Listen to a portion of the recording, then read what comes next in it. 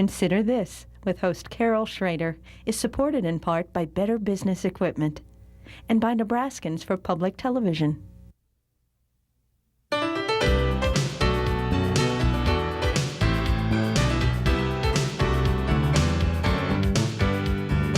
Consider This, a news and information program recorded on the campus of the University of Nebraska at Omaha.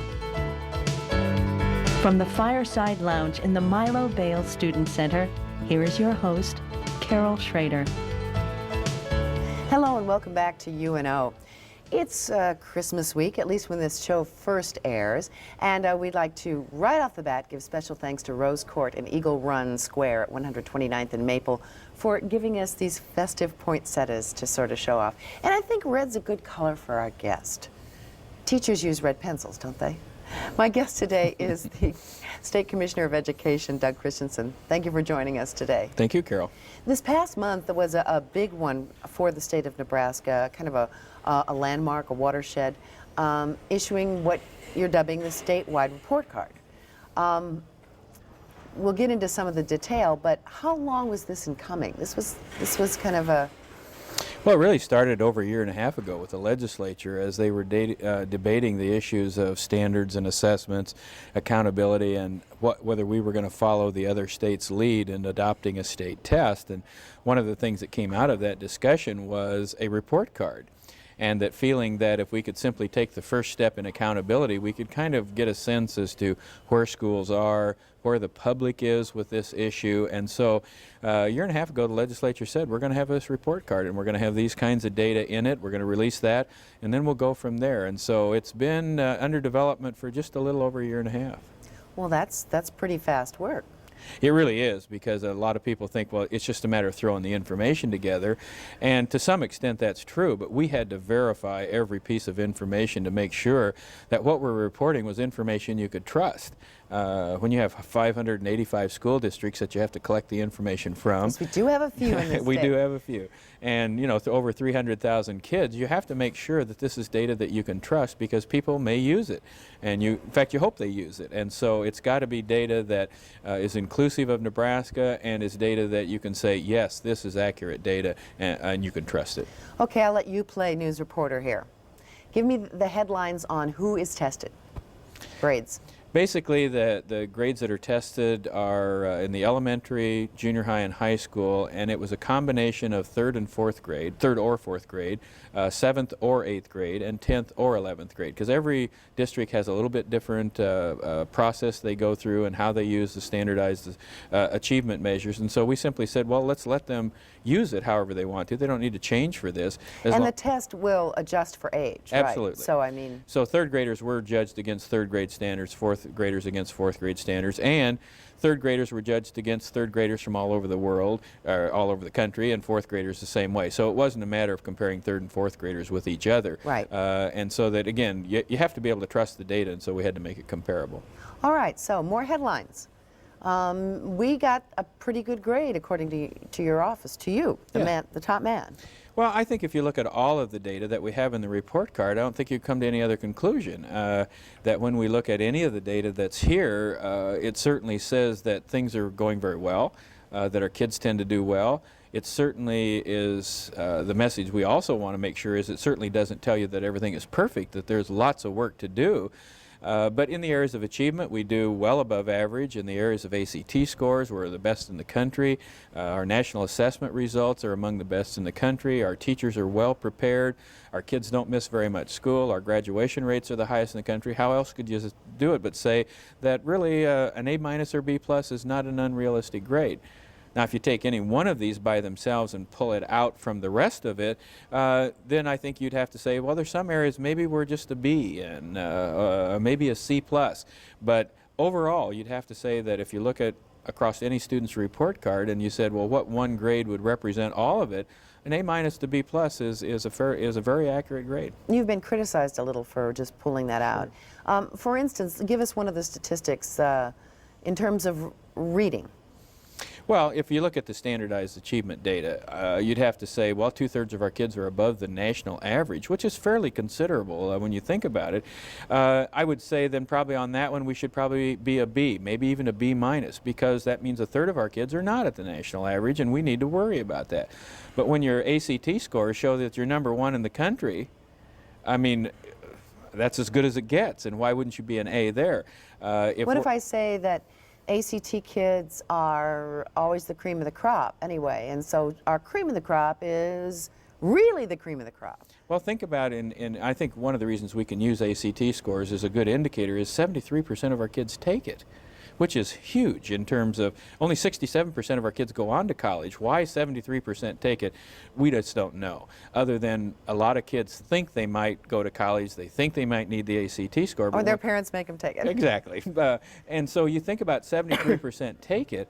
I mean, that doesn't just represent the cream of the crop, that represents 3/4 of every graduating class in the state has taken the ACT. So, you know, if you have 400 kids in a graduating class, that means a student who's ranked 320th is taking the ACT, and they may be put in that average. And put in that average, and yet we come to the top of that. In fact, when you take all the states, and even the states who only have, say, 10% of their kids take the ACT, which is then really the cream of the crop, we rank 12th in that whole list of them, given that we test so many kids. So I don't know how you could come to any other conclusion to say that on the basis of preparation for college, we do it as good as anybody.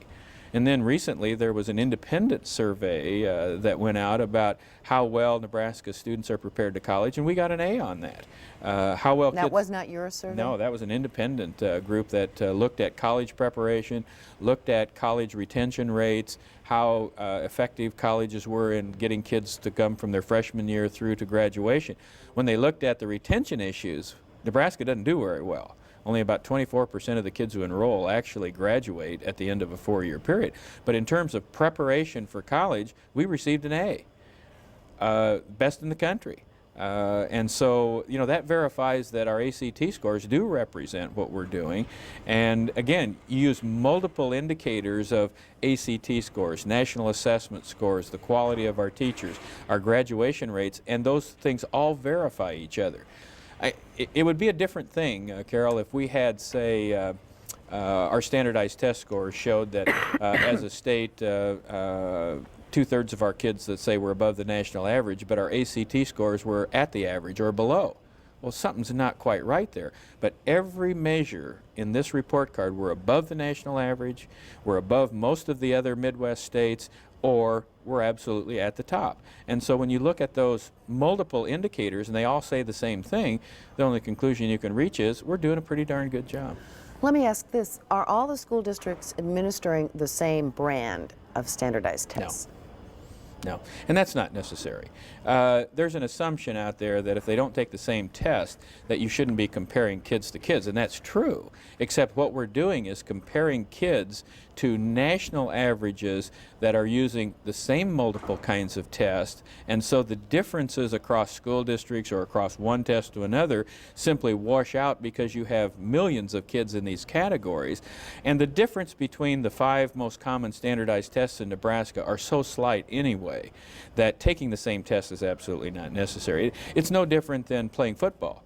I mean, the rules are essentially the same, but when you play Florida State versus Mississippi State, it's 2 different assessments because the teams are different, and yet the rules remain the same. So the rules in terms of the kind and quality of these standardized assessments, of the 5 most common ones that 95% of our schools use, there isn't enough difference in those to statistically, it's easy for me to say, statistically make a difference, or to make an inference that it's not a valid comparison, because that's just not true. But you're getting some flack for that. Oh, sure. People who don't understand how assessment works. For example, I could determine how much you know about a subject by asking you a certain set of questions. Someone else could take the same subject, ask you a different set of questions, and we could come to the same conclusion about the quality of your knowledge without absolutely having to ask the same questions. In other words, do students have to write on a writing assessment the very same writing activity in order to judge the quality of their writing? No. You don't have to, because there are many ways to judge how well kids write other than having them write exactly the same thing, exactly the same time, and there's tons and tons of research behind that. It seems to make some logical sense that everybody's got to be measured on the same thing. Well, you do measure them on the same things. Same criteria. Right, but you don't have to use the same measuring stick to get them there. In other words, if you want to find out how far it is to Kearney, you can measure it in feet and inches, you can measure it in meters, you can measure it in miles, you can measure it in footsteps, but you're going to come out with the same conclusion. If you drive from here to Kearney, it's going to take you 3.5 hours. If a kid can do a story problem using addition, Exactly. it doesn't have to be the same words. Exactly. Is that a stumbling block down the road, or do you think that one's just a no?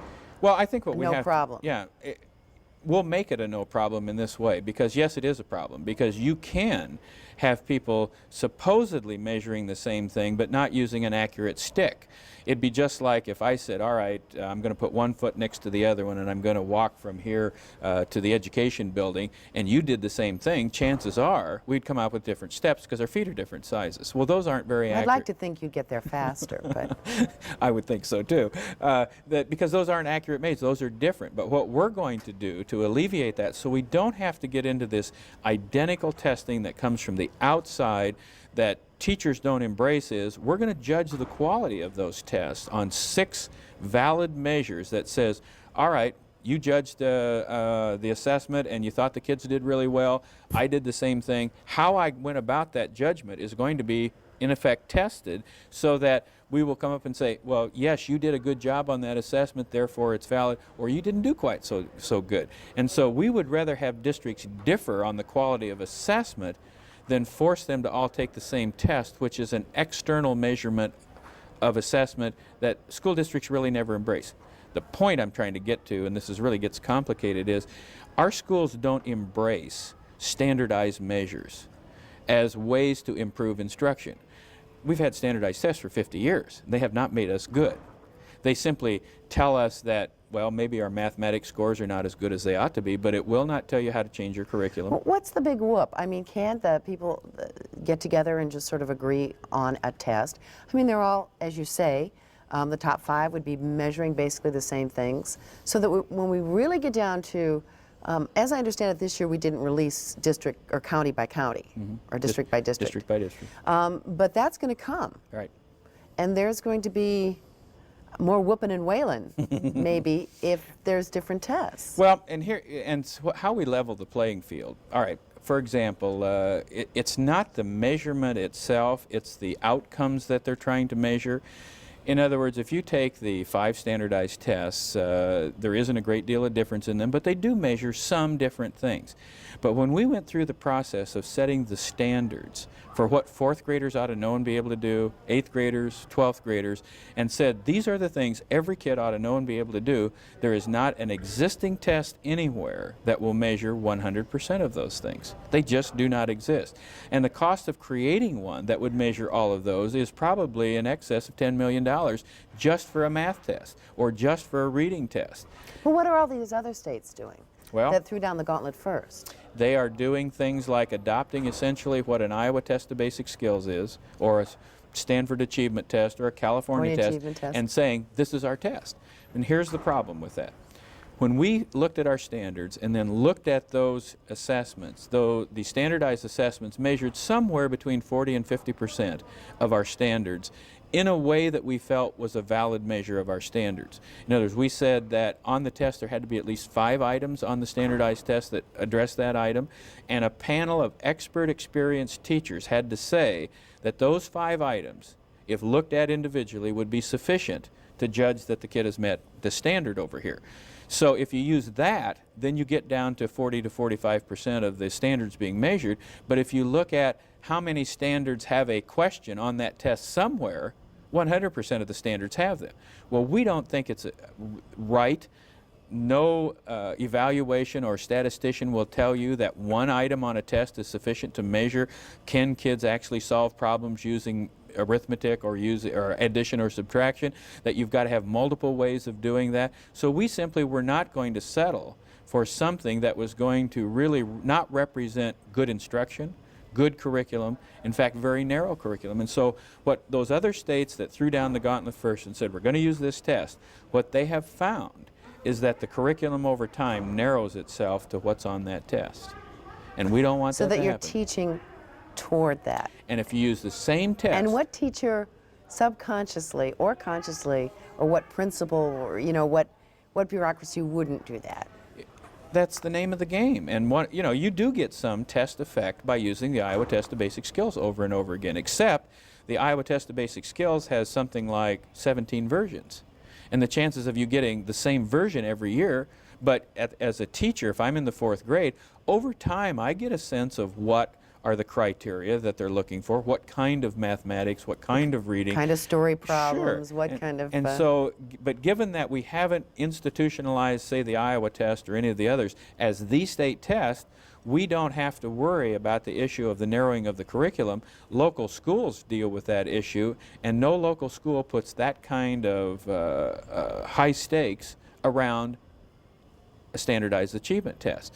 Because I don't care how good any of those standardized achievement tests, when you take 180 days of instruction and assume that at the 4th grade level they spend an hour every day on mathematics, there is no way that the Iowa test or any test could measure 180 days of instruction. And we think there's a lot of things that are very important for kids to learn that classroom teachers can measure, and we simply have to find a way of making that teacher measurement very systematic and very dependable, and then report that to the state, and then use the external things that already exist out there, like a standardized test, an ACT, a national assessment, and say, how could we be reporting good results at the local level if they weren't verified by these other external things? And so we're actually taking and putting the assessment system inside the system as opposed to having it come from outside the system. When it comes from outside the system, it has a regulatory effect to it. We're interested in education effects, achievement effects. All right, let me ask you this. If in the states that are doing this, and there are how many right now? 48. So virtually all of the states. Which Right. two are not? Nebraska and Iowa. Are not, but we're doing it now. We are going to be, yeah, we have not given our first assessment of our local against the standards. We will next spring, then, and in fact, So this was just a test drive? no.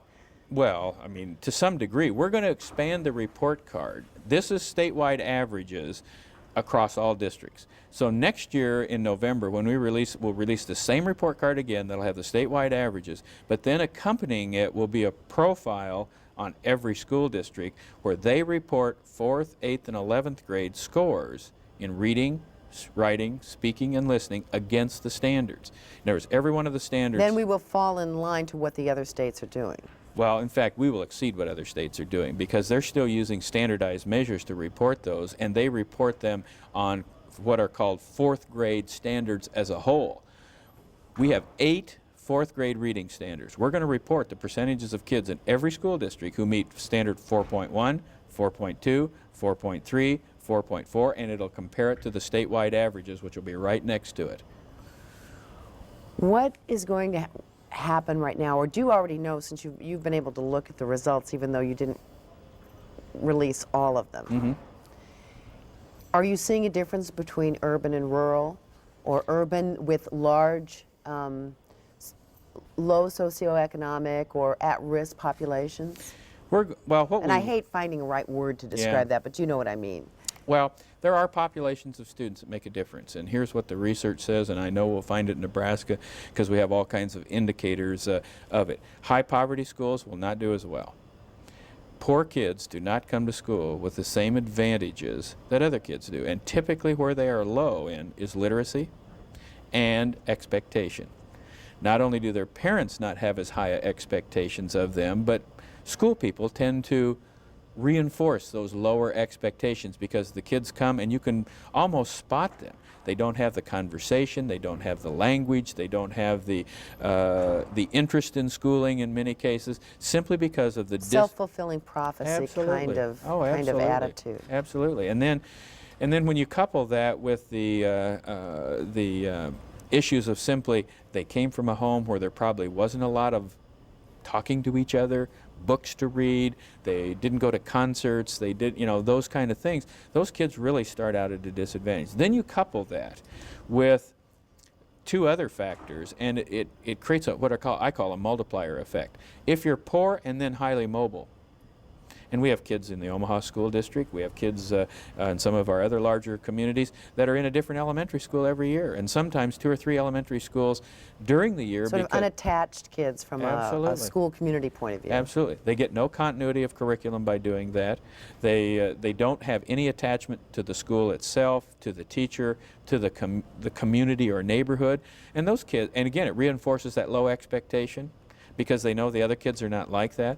The third thing that tends to create a problem is then if you add culture or racial or ethnic background behind that, if you're poor, highly mobile, and then you come from a cultural group where the expectations are not so high, and I'll use the Native Americans as a classic example, those kids do not do well at all, no matter really where they are, whether they're in a reservation school or whether they're in the Omaha Public Schools, the Lincoln Public Schools, the Gordon Public Schools, they just don't do well, and it's a cultural thing that compounds the poverty and the mobility that they have. What if we find out next year when you delineate more of these sort of substrata in the test that, let's say, a District 66 in Omaha scores not just higher because it has a less diverse population, but a lot higher, and OPS as an aggregate scores pretty well, but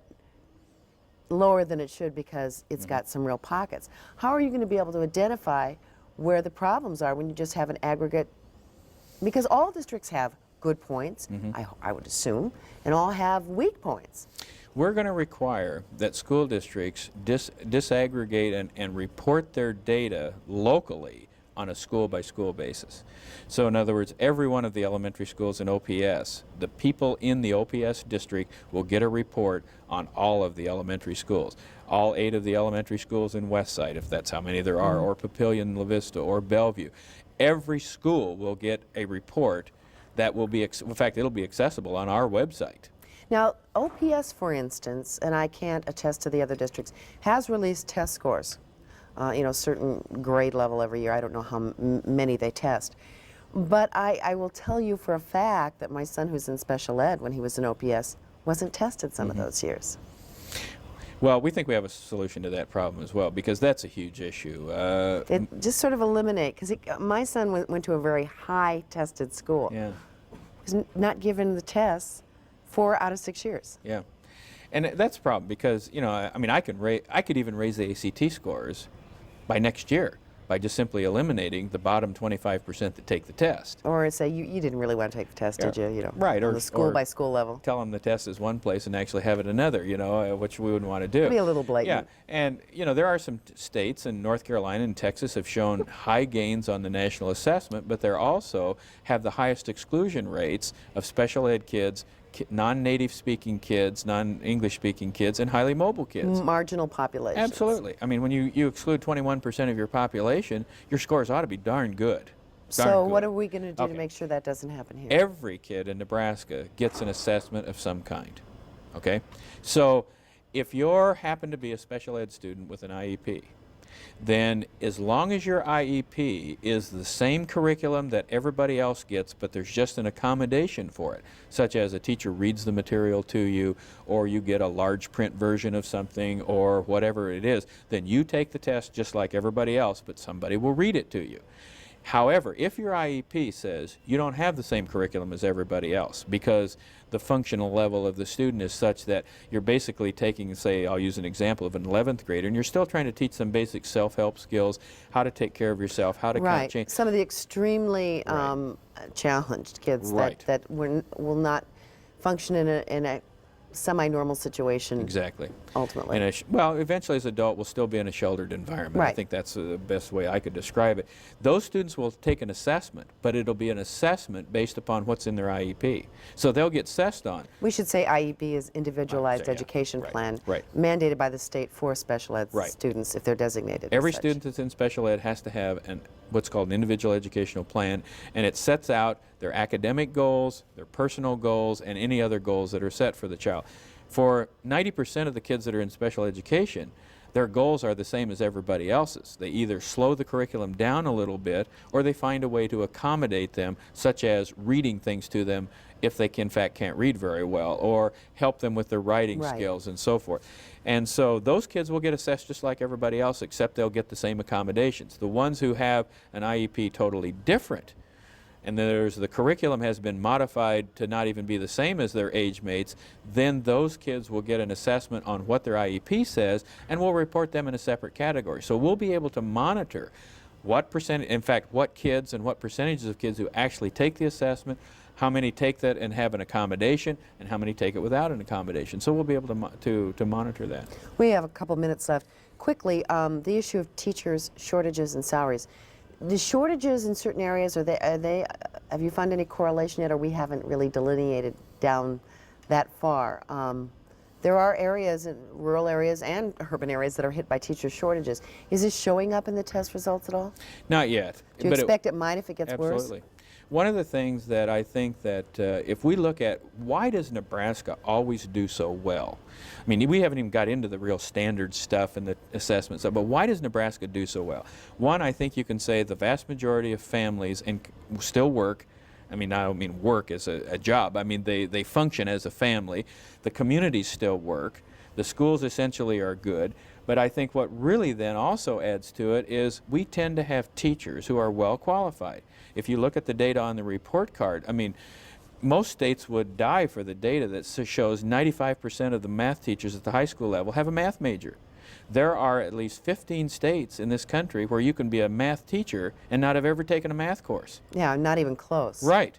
And so if we want to know why we do well, it's because basically our teachers have majors in their subject field for the most part. So we don't want to lose that. And if the teacher shortage starts to impact that, we will see scores go down.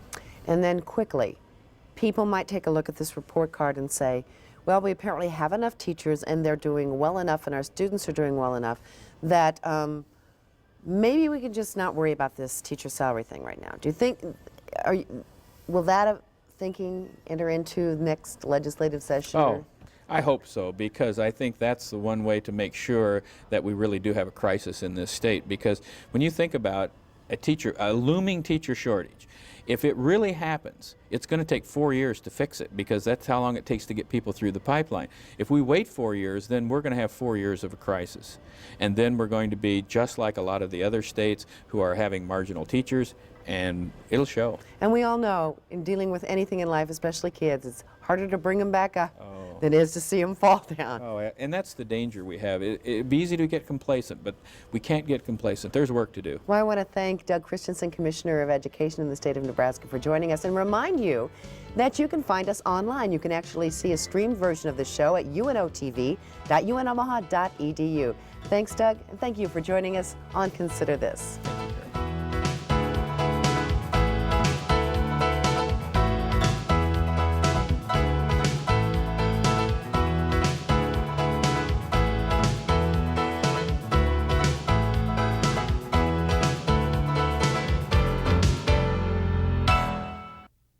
Consider This, with host Carol Schrader, is supported in part by Better Business Equipment and by Nebraskans for Public Television.